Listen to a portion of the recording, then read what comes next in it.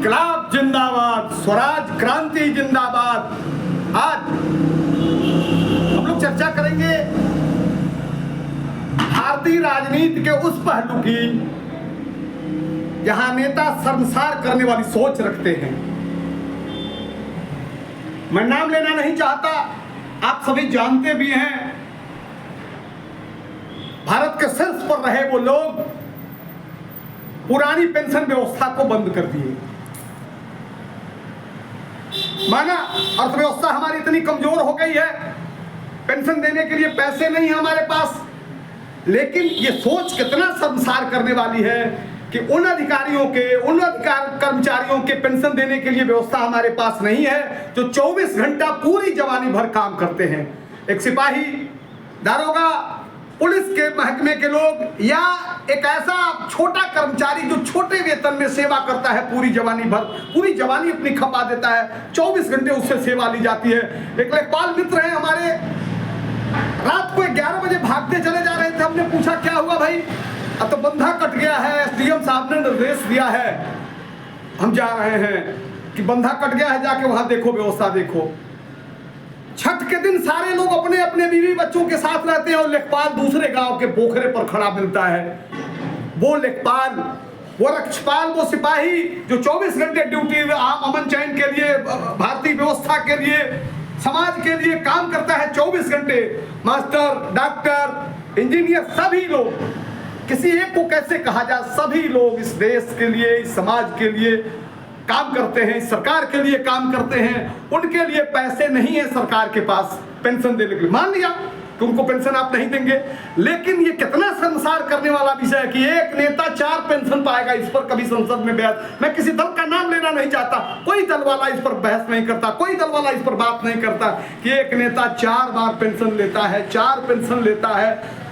लोकसभा में गया तो अलग लेगा, राज्यसभा में गया तो अलग लेगा, विधानसभा में गया तो अलग लेगा, विधान परिषद में गया तो अलग लेगा। आप बताइए, है जायज? अगर वृद्धावस्था में उनके लिए आपके पास प्यार देने के लिए, आसरा देने के लिए व्यवस्था नहीं है तो बंद कर दो। सदन में खड़े होकर एक बार कहो कि कोई सांसद जो सेवा करने के निमित्त आता है, विधायक सेवा करने के निमित्त आता है, सेवा करने के लिए आपसे आपका वोट मांगता है, इस सेवक को सेवा का मौका दीजिए, ये कहा जाता है। उसको पेंशन की क्या आवश्यकता है?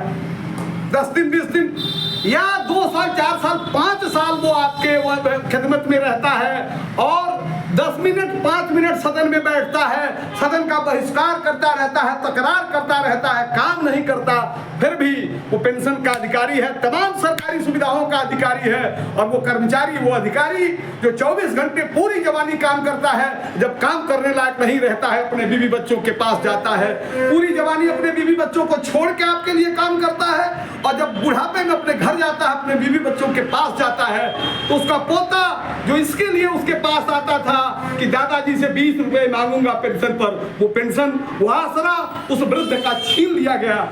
नहीं व्यवस्था है तो नौजवानों से मैं इसलिए आज अपील कर रहा हूं कि नौजवान सड़क पर आवे, इनकलाब उद्घोषित करें कि एक नेता 4 पेंशन का, कोई पेंशन नहीं पाएगा, कोई पेंशन पाने का हक नहीं है। जिसको सेवा में आना है वो सेवा में आवे, सेवा करे, जिसको नहीं आना है ना आवे।